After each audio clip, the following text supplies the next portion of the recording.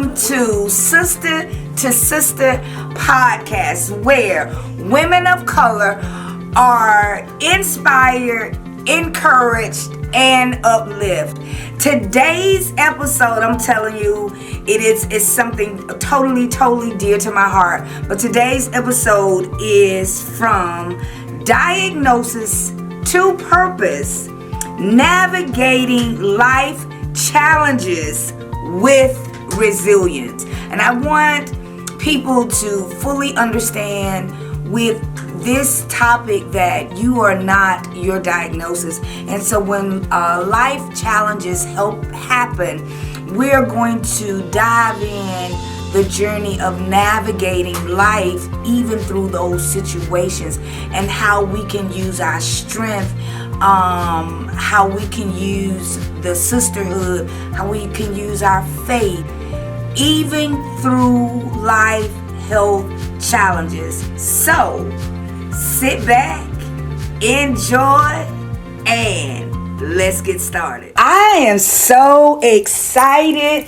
about today's topic because I've told you so many times, I don't care how many times I hear your story, it just does something to me. I have found myself sharing your story, and can't nobody tell it like you tell it, but I do try, okay? But I find myself sharing your story with other people just because it's so profound, it's so powerful. But before we get into our topic today, tell the people, tell the women out there who you are. Well, thank you for that. So, again, my name is Dr. Lena Payton Webb, and like she said, I am coming all the way from Daphne, Alabama, by way of Detroit, Michigan. I'm originally from Detroit. Been living in Daphne for about 5 years now, and it's been a journey, and I love it there. We question why we didn't do it sooner, because we buy the water, and it's kind of like living vacation style sometimes. So I love it in Alabama. So that's where I'm at now, and we just living life and doing the thing I'm called to do, and living on purpose. I love it. Yes, I love it. And I guess you know my viewers out there may be wondering, from diagnosis to purpose. I not only, you know, me and Lena have been in the same rooms, the last 2 years? Yeah, about a year and a half, almost 2 years. Yeah, almost 2 years. We've been in some of the same rooms, and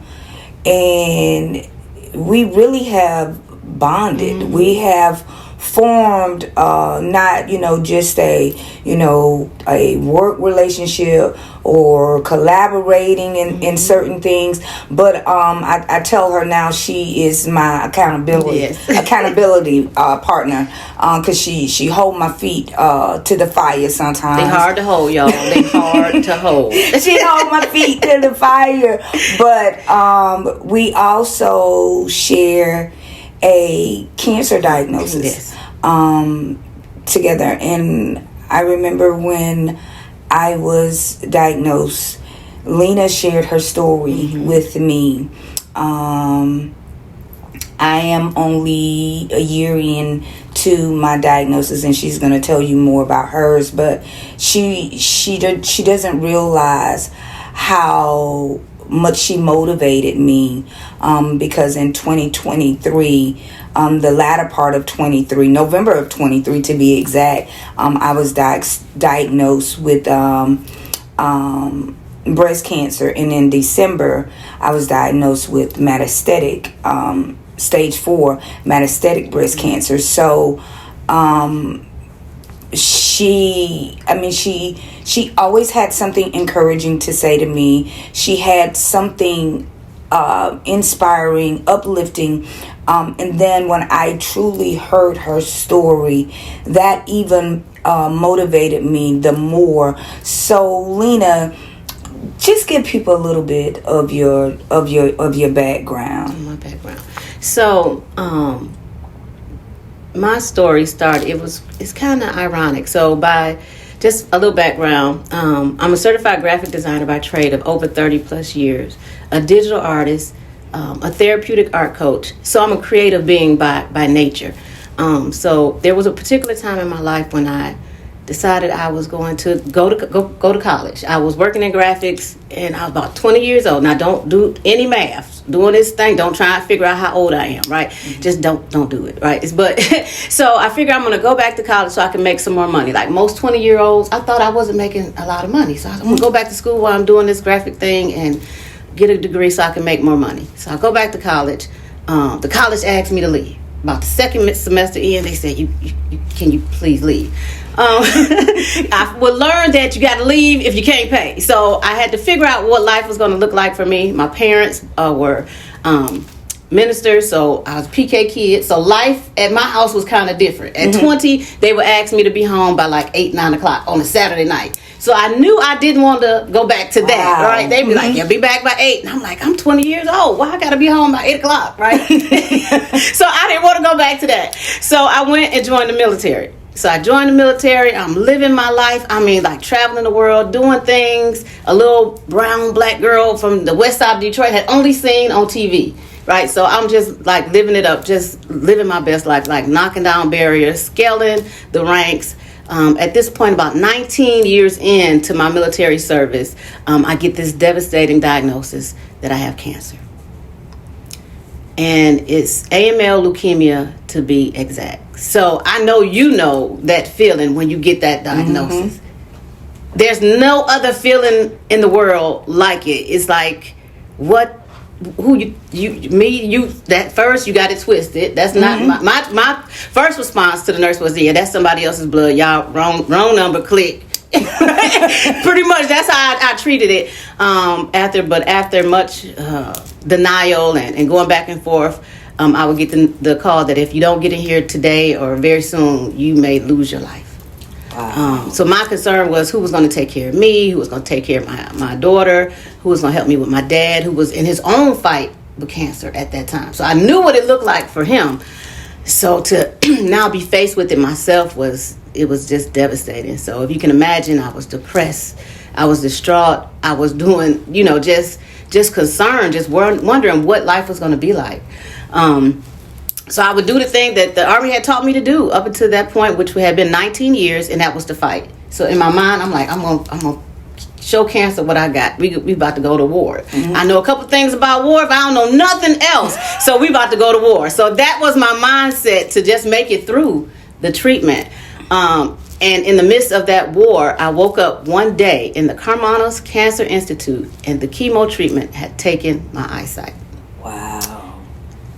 So if things weren't already bad, here I am fighting for my life, already just trying to figure out what life is going to look like with this cancer diagnosis. Now I can't see. And when I say I can't see, I cannot see. It was like somebody turned the lights off. Wow.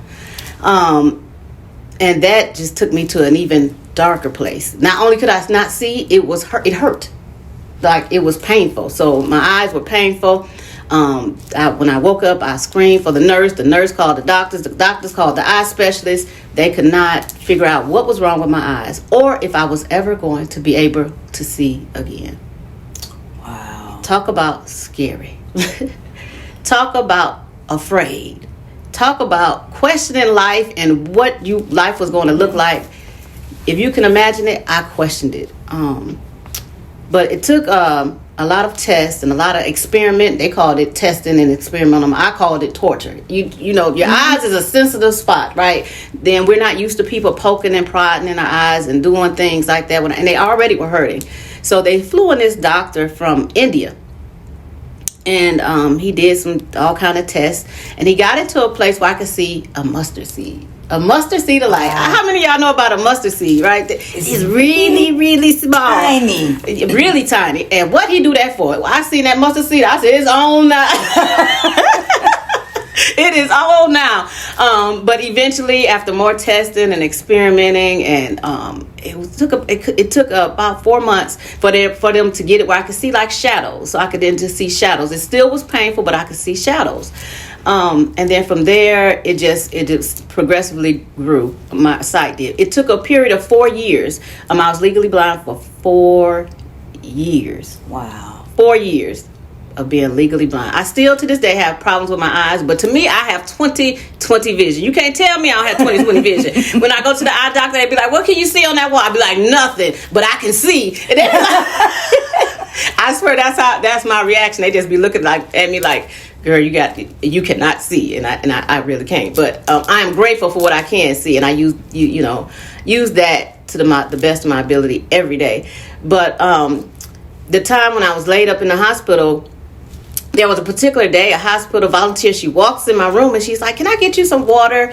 Can I get you a book? Can I get you a coloring book?" At first, my first response, Karen, was I was kind of upset because she see me laying in this hospital bed every day in the dark, and she knew I could see. So I said, "Well, let me get the water and let me get the coloring book." It was something about the coloring book that called me. So she gave me the coloring book, and when I tell you that coloring book looked like a book my grandson, who's 1.5, should have. I had no business with this coloring book. It had Barney, it had Big Bird, it had ABC, it had 1, 2, 3. Somebody should have said, "Ma'am, don't take that book." But they did. They let me walk around with this Barney coloring book for like 6 months. I would walk around with this coloring book.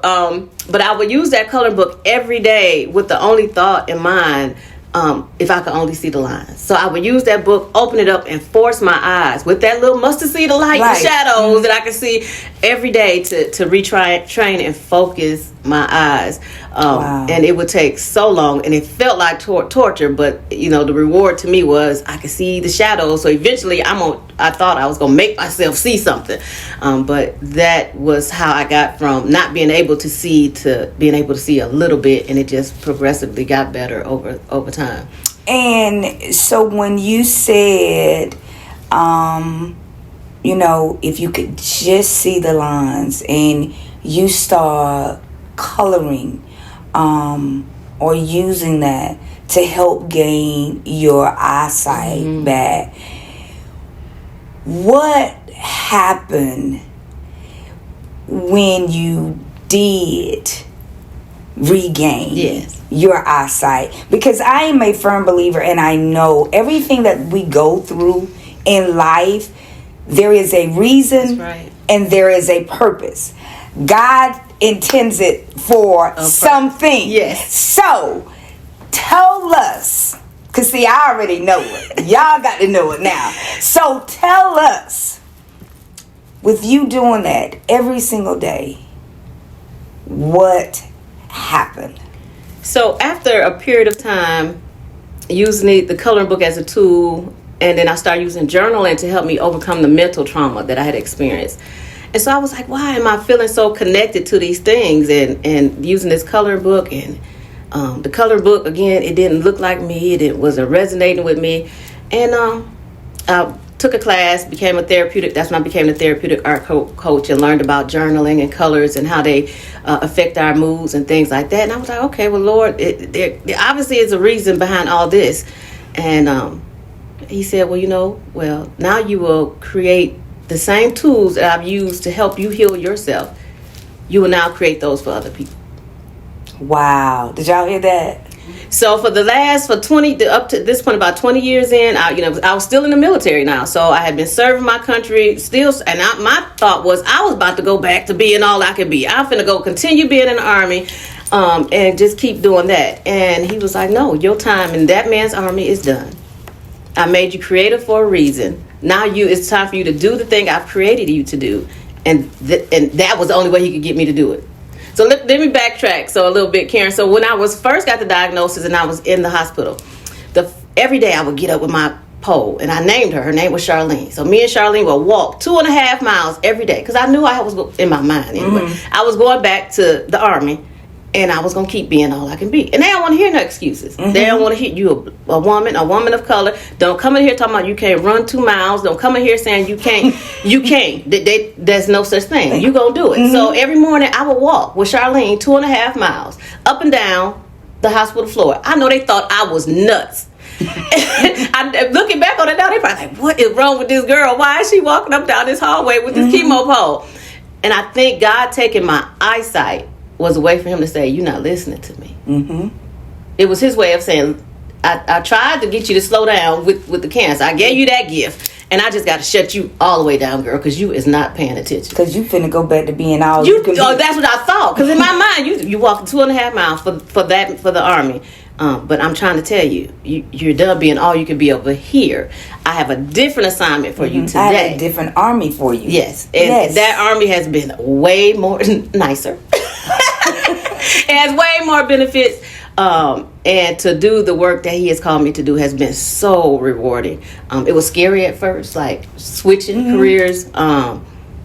But it was probably the best way for me to transition from that life to this. And that's the thing, when we go through life challenges, especially with an illness or a diagnosis, I knew for me, number one, like you said, I was like, no, this is not, no, this can't be. And I know for me, I said, God, surely this is not how my life is going to end. Like, you've just shown me too many things. You got me over there in this studio, and at that time, I literally had just opened it in July. And then in November, I get this diagnosis. So I'm like, God, no. I mean, no, this is like we have a choice. And he probably was sitting back like, what you mean? No, who you think you talking to? Like, no, this can't be it. And so I can relate with you through that. And even though, I had opened this business and he has also created and birthed other things through me, through my diagnosis. And this is why I wanted you on the podcast where we're talking about, because I want to encourage someone out there that has gotten a life-altering diagnosis and allow them to see us, because I say we're miracles, because you're literally looking at two women that are miracles, that just because you've gotten this diagnosis, you are not your diagnosis. Hello, my name is Karen Larkin. I'm the author of Peace Within These Walls. I'm an interior designer that helps entrepreneurs that are struggling with anxiety, stress, and depression create peaceful and tranquil environments that will promote productivity and creativity, decrease stress and anxiety, all while promoting your overall well-being. And I'm telling you, your atmosphere plays a major role in the outcomes in your life. Your atmosphere, you are the product of your atmosphere. So let me help you today create peace in your life. So go to www.createpeaceathome.com and let's begin to transform your space. So basically, in my opinion, you got two life-altering illnesses. You got the cancer diagnosis, and you got the depression, because that's an illness too. So God has given you this tool that He's allowed you to use. How was it an opportunity also for your personal growth? So for my personal growth, it wasn't even I don't see it as an opportunity. It was just part of my journey, right? It's just part of my journey. Lena, as the military officer, was a different Lena, right? That was a different Lena. Going through this, even it took some time. It took years. It took years of therapy and going through all of that. But the Lena that sits here today is a whole nother Lena. It's a whole nother Lena. And I had to learn that, and I had to embrace that, and I had to learn to love the new Lena, like the new Lena that has to do things a little differently, right? Mm-hmm. Because of what I've gone through. I've learned to embrace it. I've learned to love it. I've learned to know how to navigate those things. I've learned to know how to navigate things that may trigger it, right? Trigger certain things, especially when you talk about PTSD or depression. Those things don't go away, right? They do not go away. They don't. But I've learned how to live with it and not let it control me, right? Right. So that whole realm of life has been an experience that I embrace on this part of my journey. But I've also learned how to take it and use it to empower me, to empower other people, because I know I'm not the only one. Wow. I know I'm not the only one. And so that's part of what I do today, right, is in being able to help other people to share what they go through, to know that other people are going through it too. And then to know that you are the solution to somebody else's problem. And that's the one thing that I absolutely love, because like I said, I knew nothing about Lena's diagnosis until she shared it with me. Because even when I heard you speak for the first time, I think that's really when I heard it, when I knew about your journey. But because at that time, I think that was the first time that you spoke. Yep. Was when I got my diagnosis. But now the more I hear her story, the more that I am inspired. But even then, how she would come up to me, number one, she asked me, because it was my first treatment. We were speaking at a speaking engagement, and I know the power of how God can use you.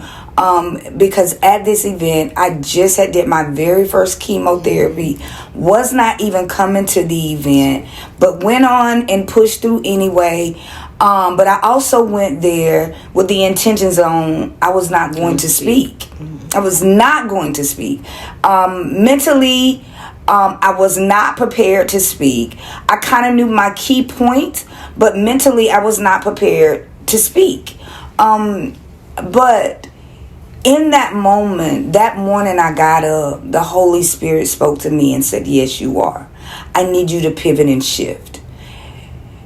And I was like, I'm in the shower, and I know y'all see my face because this is how I'm looking like, you want me to do what, Lord? He said, oh yeah, you're going to speak. And, he went on to say, because there are people in the room that's hurting, and it has nothing to do with their business. And he was like, but you can use your key points. I'll let you do that. But you're going to speak. And so the relationship that me and God has is I had to tell him, like, okay, I'm going to do it because you told me to do it. But all I'm going to do now is open my mouth. And you're going to do the rest. Because I don't know what you want me to say, because I was not prepared for it. And I got up and I did just that. I opened up my mouth and I spoke, and the Holy Spirit did everything. But it was at that moment the Holy Spirit really spoke to me. Yes, you have this diagnosis, but the things that I've called you to do don't stop. I need you to pivot and shift.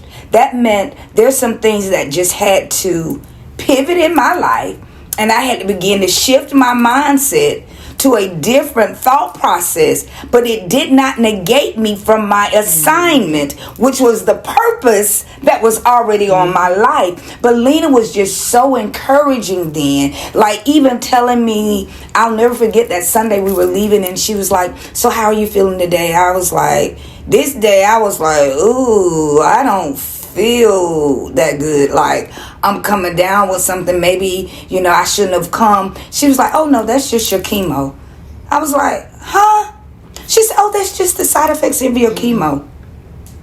And I'm thinking, because I'm at this event, I'm coming down with something. And she said, oh no, that's just your side effect of your chemo. You'll feel that way for just a few days and then it'll go away. And true enough, I sent her a text a few days later and told her I feel much better, and it was gone away.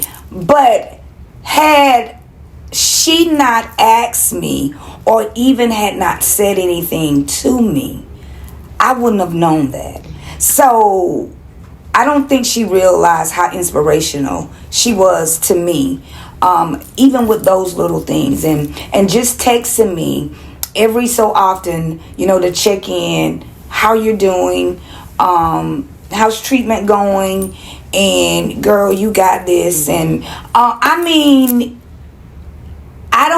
don't know how I would have, probably gotten through some things, and we don't think about those little small things, but those little small things mean a lot. So this is why this episode was so important to me, to particularly do it with you, because you were an integral part when I first started my chemo journey, because your stories still inspire me. And I want you, to give, there's somebody, I know that there's somebody out there that have just gotten a diagnosis.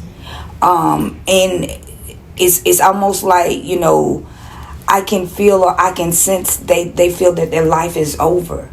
And so tell them how many years it's been for you. Man, I stopped counting after 10. So 2012 is when I finished like all treatment and all that. Legally Blind was 4 years from that. But let me tell you, so the strange thing is this. Most people, like my friends and even my family members, they knew that I had problems with my eyes. Mm-hmm. They didn't know that, I think only my mom and my daughter knew that I had been deemed legally blind, because I was still driving. I was still doing all the things. Well, I was like, what are you talking about blind? I can see. Because when you go from can't see nothing to you can see something. You can see. I can see. So I'm like, what are you talking about? I can't see. Yeah. So, but, so that was 4 years. And it took till 2 years ago when I would even tell my story. So when you heard me, that was the first time I would told anybody the story. Wow. Because it just takes that long to heal emotionally and spiritually from those type of events. So it's okay. It's okay to feel lost. It's okay to feel angry. It's okay. But don't sit in it. Don't stay there forever. That's not the place you want to rest at. It's okay. You're human. But just know that it's only for a season. It's only for a season. Just keep going. Keep pushing. Just keep dreaming. Whatever it is that you have to do to get to the next, just do that. Even if it's to stand still. If all you can do is stand still to get to the next, just stand still. But just keep going. Nobody expects you not to feel anything. Mm-hmm. And that's why I made sure I would ask you how you feeling, or how you doing, or what is your day like. Because sometimes, especially as women, because we still have to be the mother. We still got to be the wife. We still got to be the unpaid therapist to the girlfriends, right? Right. We still got to be all of that. I like that, the unpaid therapist. Right, because they I'm still waiting on my check. You're right. People still gonna call you, text you, and ask you all the questions, and then you got a business to run. Yep. You still got all that, and then you worried about this that you now carrying too. That's heavy. It's a when lot. That should be first, and then all the other things. But oftentimes that's the last. That's the last thing, and I can definitely speak on that, because I believe right now, to this day, my healing came through because I still encouraged so many other people when I was going through what I was going through, not thinking of myself, but thinking of other people, praying for other people, sending out text messages in the morning time. Every day. Just to encourage. Because I bet Lena said, oh, Lord, it is late to go again. But, but this is the thing. You don't ever know what people are dealing with. There was no need for me to sit there and wallow in it. And, either I was gonna wallow in it or I was gonna believe him, and I took him at his word. So that's what I did. That's what I chose to do. That's where I found my strength. And like you said, life doesn't stop because you got a diagnosis. But I also know, I'm thankful, and I'm quite sure I had a support system. So kind of describe, even then, what was your support system like? Ooh. So for me back then, my support system was pretty much the hospital staff. So at the time, I told you I was still in the military. So I still ain't heard from them. Other than when I returned, they was like, well, you got to get out. And I was like, I'm not getting out. They was like, you got 20 years, just go ahead and retire. And I was like, I will not. You have to put me out. So I hung out around till they put me out. And that was for the respect of being able to get all of my benefits along with my retirement. So, but my support system consisted of my daughter, who was 13 at the time. Wow. My mother was in Alabama. We were in Michigan at the time.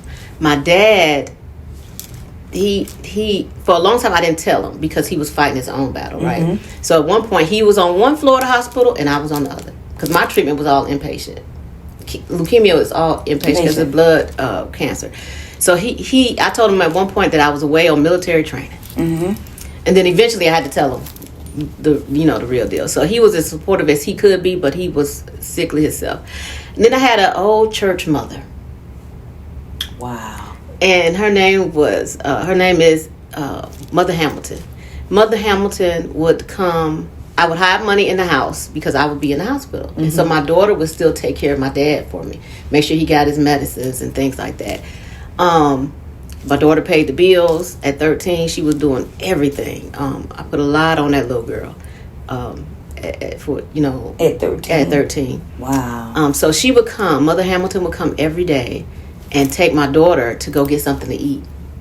Her and my dad, I was raising my niece at the time. So she would take them to go get food every day. Make sure they had food, lunch, whatever. And that was my support system. That was my support system. So my concern was who's going to take care of them. I was so worried about them. Just like you, right? I'm like, I'm good. I treated like I was off at military training. I got 4 months. Let me go ahead and do this time and be out, right? But long as my family was okay and my daughter was okay, my dad was okay, to me, everything else would work itself out. So my dad was he was okay. Once I got home, I got out from the hospital. He lived about 2 months after that. When I was due to go back to work, I went to work for 1 week and then he passed. Wow. Yeah. Wow. Yeah. So I got to still spend that time with him. And right. But it took me going through that journey just to appreciate life in general, right? In general. So, and you to give you a whole other, you have a different perspective on life. It changes everything. Everything. Yes, everything. Because and like you said, the diagnosis didn't only just affect you, but it affected your family as well, or it affects the family unit. Yes. And like you said, the things that you had to entrust your 13-year-old daughter with. But even what's amazing about that, she may have been 13, but God already knew that she could do it. Oh yeah. That she could, handle it. Yeah. And it reminded me, even like I was petrified of telling my daughters, now they're young adults. When I got my diagnosis, my baby it was her last year of high school, and my oldest one, in college. So, but I know how they feel about their mother. And I was like, I kept telling Rashard, like, I don't want to tell them. Like, I want to tell them, but I got to tell them because I don't want them to hear it, from somebody else. And I just knew that they were going to be devastated. And so when I told them, or when we, sat down and talked to them and told them, the response was mind-blowing. Like, they didn't shed a tear. They were like, okay, you got this, Mom. Kids are resilient. And then my oldest one was like, he done messed with the wrong family. Like, I was like, okay. know what? If you need motivation, find you a kid. A kid will give you a different perspective. They give a lot of them like, you like, what? So even like with my daughter, I never want her to see me like sick or not feeling well. So whenever she would come in the room, I would, instantly sit up and get to smiling, right? Or whatever. Right. Even if I wasn't feeling my best. Because you don't want them to see that you're hurting, right? Because you don't want them to hurt, because it hurts them. Yeah. But yeah, so for me, so I had the period where the chemo with my hair started coming out. I was like, we're just going to cut it off. And she was like, what? So I let her do it, like take the clippers and cut it off. And she was like, okay, you're done. I was like, all right, and allowing them to be a part of it. Yes, yeah. I just absolutely love it. I love it. And once again, Lena, I thank you for sharing your story. Now I even have a different outlook and appreciation for your story, because I did not realize that was really your first time sharing your story. 2 years ago. Was when, so for you to sit here is definitely an honor, because it inspired me. But now to know, when I, was sharing my diagnosis, you sharing your journey and what, the purpose that God, or how God used your diagnosis is even more significant to me. So as we're getting ready to close out, I just have one question for you. Okay, what advice would you give someone out there that's struggling with their own health challenges, and how can they find purpose during a difficult time? So I feel every person, health challenge or not, has a purpose. We all have a purpose. And only you will know what that purpose is, or maybe you don't know it. But I would say, ask yourself, what is the thing that you went through in life and you said, I don't ever want anybody to ever have to go through that. That was like the worst thing ever. That right there is more than likely your purpose, or is related to your purpose. You've made it through that test. You've made it. You've got something you did, some steps you took to make it through that, to be sitting on this side, the other side of the camera now, listening to this. Share it with somebody else. Share it some kind of way, be it a podcast, a book, share it. A blog, share it. Somebody's waiting to hear from you. Somebody needs to hear what you went through so that they'll know that glory's on the other side, right? Amen to that, yes. Somebody needs to hear from you. And I think that's what it took for me to get into the space where I felt comfortable enough to share my story, because somebody needed to hear it. And I hate I didn't bring it, but as a result of, also my diagnosis, I started a nonprofit, the Annie Cooper Hope Foundation, which is in honor of my mom, who also was diagnosed with stage 4 colon cancer. But Lena helped me create the healing journal, for the nonprofit that I give away, and don't ask me how I left them at home to show, but she helped me, or I'm not gonna say she helped me, she created it for her. I told Lena exactly what I wanted, what I wish I had when I was going through what I was going through, and she gave me that and more. So if you're thinking about a self-help book, a journal, a coloring book, whatever, I'm telling you, Dr. Lena Payton Webb is I'm telling you, she's your girl. She's that girl. and Lena, I know you got a few things over there. Just show people a little bit of what what you create, so they can kind of see. So it's not just a regular. Right.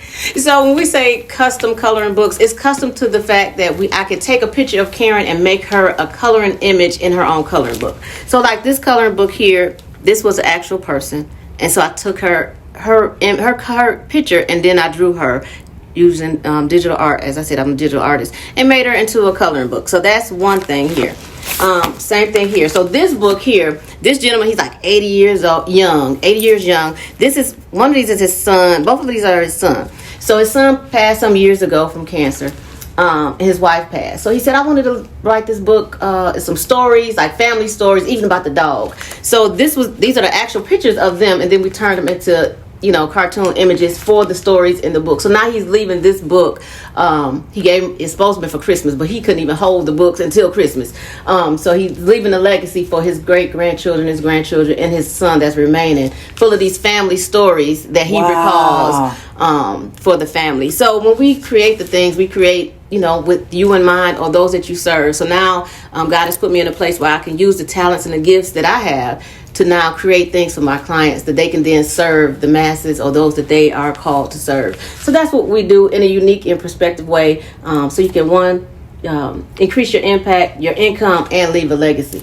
All at the same time. Yeah, in a unique way. So I love it. I love it. Yeah. So tell them, how can they connect with you? Yes, or if they want to work with you. Yes, pages2profits.com, pages with the STO, profits with the S.com. And I'm on all social media handles. The name of my company is Blue Impressions Publishing, and it's Blue without an E. And yeah, I look forward to helping anyone leave a legacy with their words or with art, either way, as we know both heal. Awesome. Yeah. Oh, yes, I love it. Thank you, Lena. Thank you for being here and sharing this amazing story. And now, like I said, I have a different perspective. But as I always leave with every podcast, I want you to look into that camera and talk to your sister out there. And in 30 seconds or less, if you can impart some wisdom or gem or something encouraging or uplifting to them, what would you say to them right now? To my sister on the other side of this camera, I would say to you that whatever you're going through in this season is simply a test. It is simply a test for you to be a testimony to somebody else, for you to be a testimony to another sister that is going to hear your story in the future. This season won't last, but somebody will need to hear what you went through in some way, shape, or form, either written, word, a blog, a video, but somebody will need to hear how you made it through your test, so now that you can empower them and help another sister along. I love it. And once again, thank you for being here. You just don't know. This means everything to me, and you already know I love you. Yep, and I love you too. You my sister, you my accountability partner, you my drill sergeant, you all of these things. So, as I always say when I end, live in peace to be at peace. See you guys on the next episode. I love you. Thank you again, Lena. So y'all have a good one. Bye-bye. Please continue to join us, share the podcast, tag another sister, let someone know what we got here doing, what we got going on, how we transform and how we impact in lives. And just remember, even when life challenges come your way, God can use them, and there is purpose in everything that transpires in your life. Thank you, enjoy, and stay tuned for the next episode.